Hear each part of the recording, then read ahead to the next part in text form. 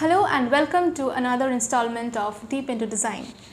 Today's episode may be of interest to the freshly graduated architects who are ready to enter the real world of architecture.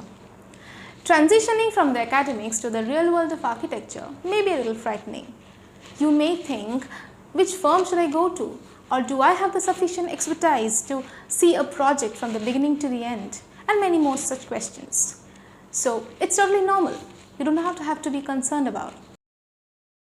And today we are here to discuss about few handy tips for the aspiring architects. So sir, welcome back. Thank you. So after graduating, what according to you is the first step of making a portfolio and a CV? Well, more importantly, it's the portfolio rather than the CV. See, it's already understood as a fresh graduate that you will not be having much information to portray to your prospective employer in a curriculum vitae, because the information over there is just going to be some of your academic records, which no employer in the architectural field are really interested in at all.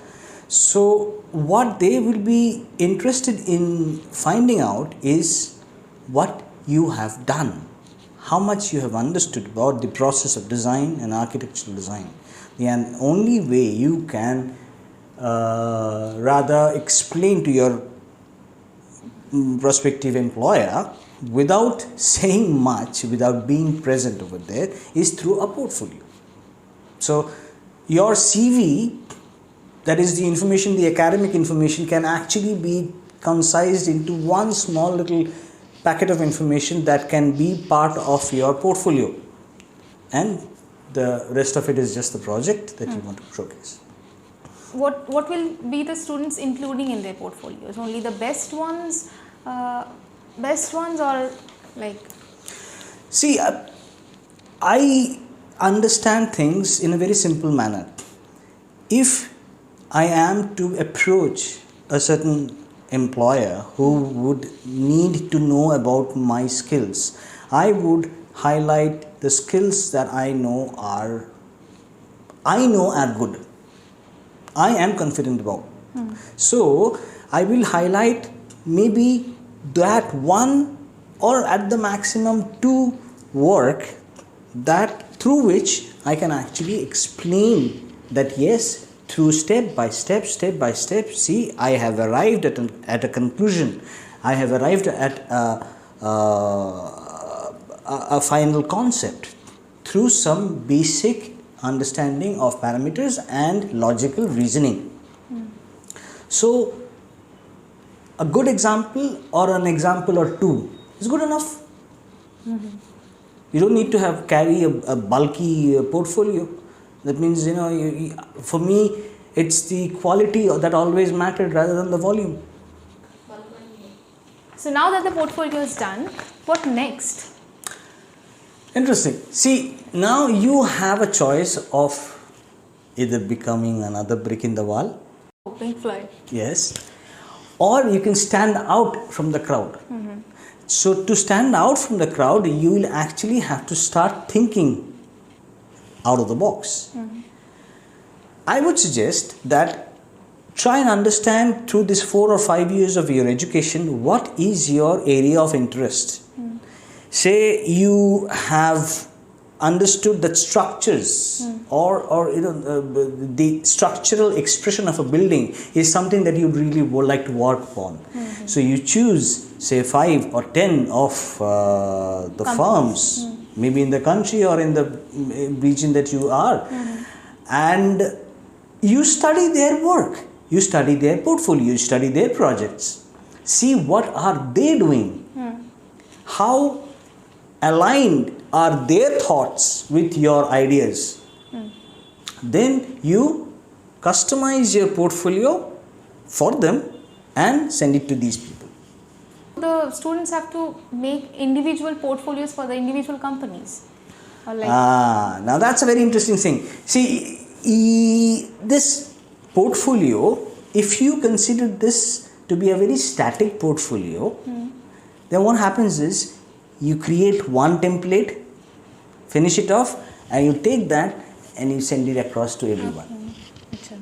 But then if it's a dynamic portfolio, that means you have left enough provisions in the portfolio to be either subtracted or added or changed. So, according to, you know that you are going to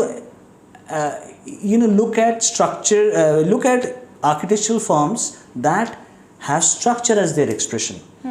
Then out of those 5, if you can actually twist and turn and make it customized for even 5 of them, you have done your job. So now, which one to begin with? To make a portfolio at first, or make a research of the company's profile?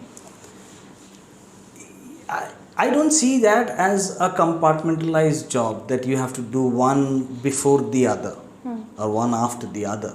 It's like you know that out of 4 or 5 years of studying, structures is your way of going, or maybe sustainable architecture is your way of going. You would have known about it from a long time. It's not that you will be sitting one night and you'll analyze and you will know, right? So that means you would have already thought, or your projects would already start showing those signs. That you have already started in your projects, in your final year projects, you used structural forms or structural members as a form giving for your architectural buildings, so are your architectural projects. So all that you have to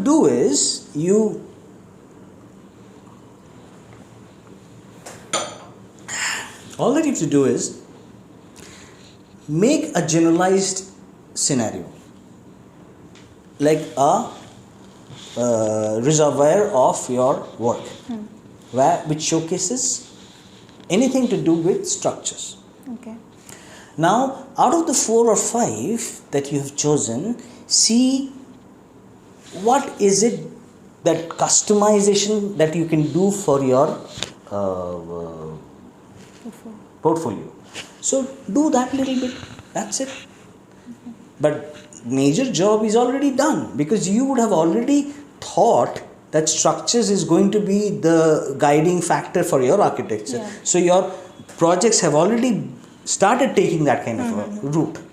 So all that you have to do later on is find the right kind of information that you want to give it to your employer. Yeah. Before we end up our session, so what are the last advices you want to share with our viewers?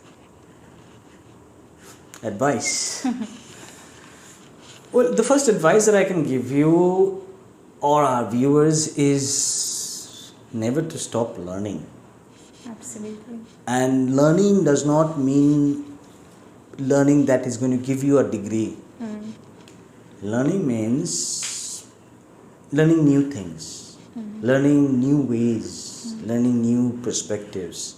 And that learning can happen anywhere, out of the classroom, out of the library, maybe on the field with a mason, with a chief mason, Raj Mistri, who is actually has an idea, new idea of laying bricks and is teaching you. You learn, and then that idea can inspire you to create something beautiful. So never stop learning. Books are not just the only way. Travel, see places, and learning becomes fun. Advice, I think, would be to voicing your opinions. As young architects, as young designers, I'm sure you would have a fresh set of ideas that you bring on the table. And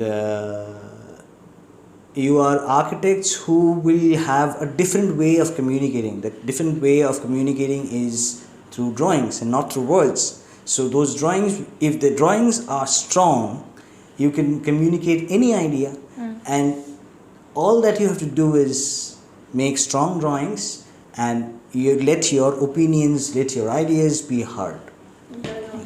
Another advice I can give is to know how to differentiate yourself. See, so many people coming into the field, you've got lots of competitors. So you have to make yourself seen, you have to make yourself heard. So, which means the first thing to be seen or to be heard is to think differently. So you have to step out of the box, start thinking differently, and be honest. Someone will notice you. The final advice I think I can give is you are stepping into the real world. You'll be meeting clients. Most of the time, unlike your professors in your college, these clients have no idea about technicality. True. And no idea about what architecture is at all about. So be patient. Learn to be patient with them. See, all these while, if you said to one of your jurors while explaining your drawing, a sheer wall, your juror will understand. But your client, might not. So hence, I would suggest be calm, be patient, try and understand what they are trying to tell you. They might tell you a lot, and they might, explain, or they might think that, they know more about architecture than you do. Fine, yes, they have a right to. But understand what is it that they are trying to convey. If you can catch that, you will be able to satisfy the client. So, have patience. So that was extremely insightful. I hope all the viewers will find it beneficial. Thank you so much for your time and sharing your thoughts.